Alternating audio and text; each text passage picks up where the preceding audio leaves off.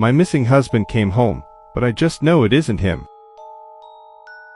My husband went missing 6 months ago, just went out to work one day and never came home. It was a horrible shock to the whole neighborhood, because things like that just didn't happen in our little slice of white picket fence suburbia. The police launched an investigation, and the neighborhood watch sent out search parties, but no one ever found any evidence to indicate what had happened to him. Our families were devastated. Recently, the missing posters have been taken down or papered over. The updates from the police became less frequent and dwindled away. I accepted that. Hard as it was to admit, my Rick wasn't coming back. Until he did. A week ago, I was in the back garden watering my petunias when I heard the garden gate creak open. I jerked my head in that direction and there he was. Exactly the same as he was the day he disappeared. Same windswept blonde hair and bright blue eyes.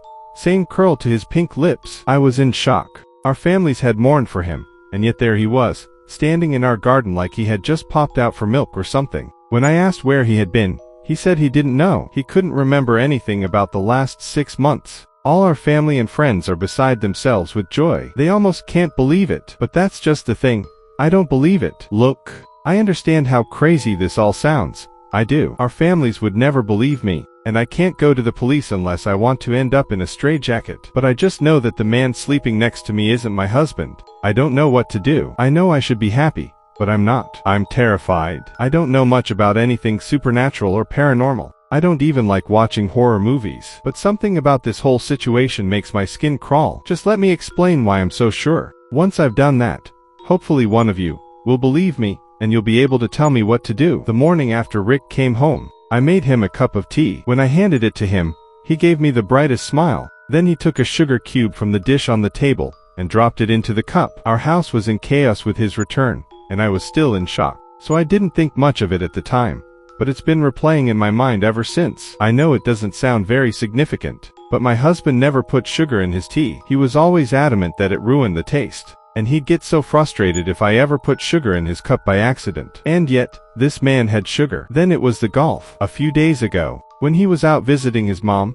I recorded a golf tournament that was showing on the TV. It was one of Rick's favorite golfers that was competing, and he never missed it once. He even skipped out on an anniversary dinner just to watch a championship. Only, when he came home from his parents, and I told him what I'd done, he just seemed unbothered. Like, he said thanks and everything, and then he asked if I wanted to get dinner. He didn't even watch it, and that's just so out of character for him. Then one night I woke up around 2 a.m. to see Rick's face inches from mine just looking at me with these blank eyes. I kinda gave this nervous laugh and asked, "Baby, what are you doing?" And he didn't answer. For like a solid 30 seconds. He just stared, almost like he was looking right through me. Then he suddenly smiled, and said, "Sorry, honey. Sometimes I just can't believe this is real." Then he just rolled over and went to sleep. I didn't get much sleep after that, myself. Yesterday, about a week after he came home, the neighborhood threw a street party to celebrate his return. Everyone from our street and the streets on either side turned up to see him, and tell him how happy they are that he's alright. When he wasn't standing with his arm around my waist, he was milling around chatting amicably to each and every one of our neighbors, even the little kids. Jackson, our next-door neighbor Sally's toddler, wanted to play peekaboo, and Rick happily played along with a smile on his face. Now, my husband never did that. Rick always said he didn't like kids. That's why we never had any, and so he never wanted to play with any of the neighborhood children, especially not Jackson.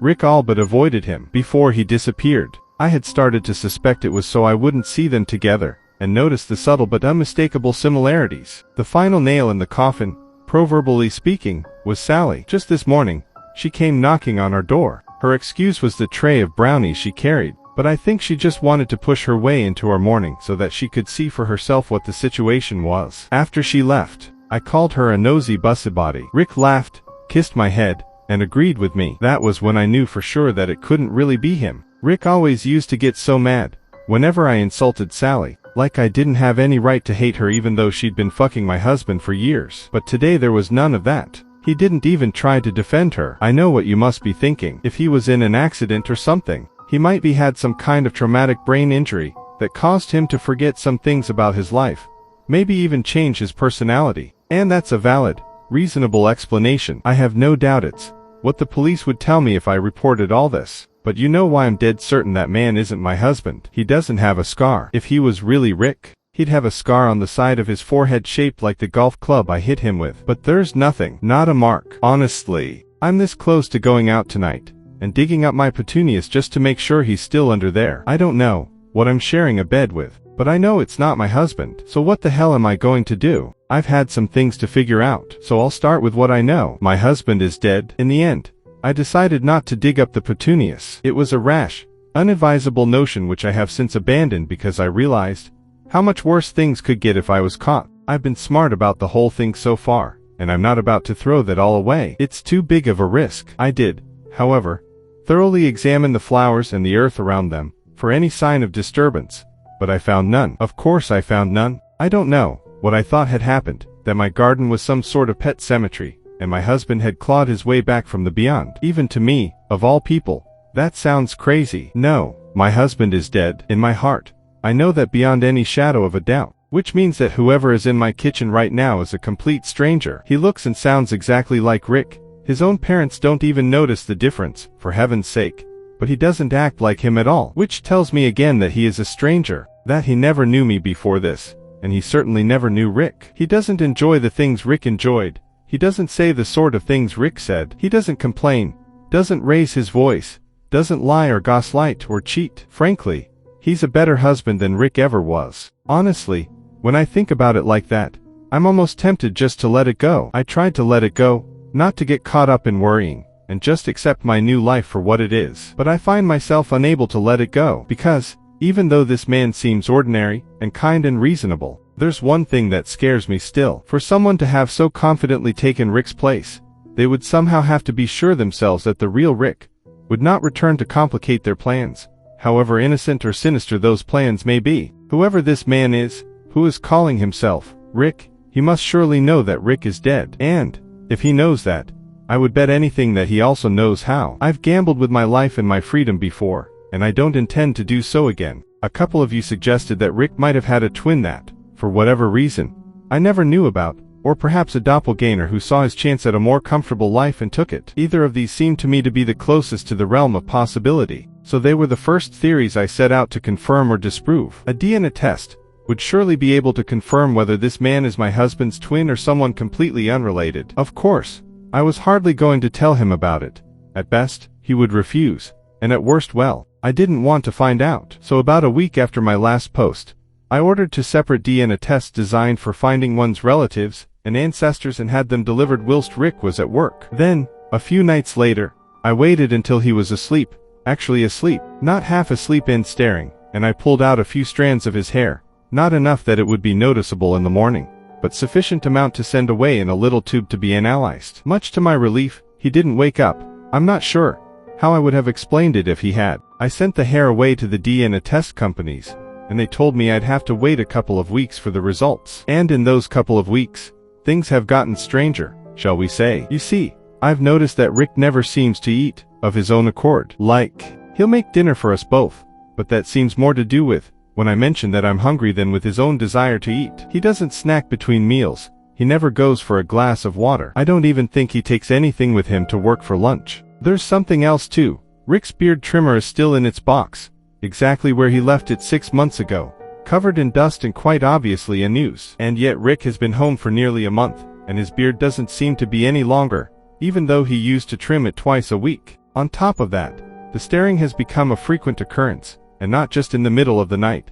I catch him watching me during the day too, always looking away, or laughing it off whenever I notice him doing it. Anyway, I might as well tell you why I'm writing this now, because I can't make head nor tail of the situation anymore. The DNA tests came back in the mail this afternoon, before Rick came home from work. I opened them quickly, eager to see who was included in the list of relatives, whether there were any names I recognize. Either way it would answer my question. Only, I don't have an answer. All I have are more questions. Because the first test came back as inconclusive, with a note from the company telling me I had to send them a viable hair sample in order for it to work. I didn't understand that. I'd cut the hair myself, after all. And what did they mean by viable? But it was the second test that concerned me the most, where there should have been information about demographic and regional origin. There was nothing, only a line of printed black letters, spelling out the word unknown. Where there should have been a list of relatives and ancestors, there was no one. Not just no one related to Rick,